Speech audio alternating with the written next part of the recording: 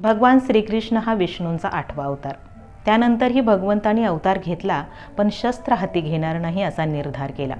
केवळ संत सज्जनांच्या आग्रहापोटी ते विठ्ठल रूपात आले आणि कटेवर हात ठेवून विटेवर उभे राहिले, अशी आख्यायिका सांगितली जाते. पांडुरंगाच्या हातात शस्त्र का नाहीत, तर भगवान श्रीकृष्ण हे महाभारतातील कौरव पांडवांच्या युद्धानंतर विश्रांती घेण्यासाठी म्हणून या भागात आले होते. ते प्रथम कर्नाटकात आले व तेथून पुढे पंढरपुरात भक्त पुंडलिकाची भेट घेण्यास आले. म्हणून आजही हंपे येथे पुरातन विठ्ठल मंदिर आहे, परंतु त्यात विठोबाची मूर्ती नाही, कारण ते तिथून पंढरपुरात गेले असे सांगितले जाते. भक्तांशी सदिच्छा भेटीला जाताना शस्त्रांची आवश्यकता नाही या विचाराने पांडुरंग निशस्त्र आले.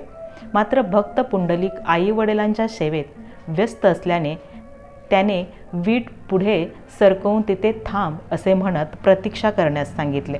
त्यानुसार भक्ताच्या आज्ञेवरून पांडुरंग कटेवर हात ठेवून 28 युगे विठेवर उभा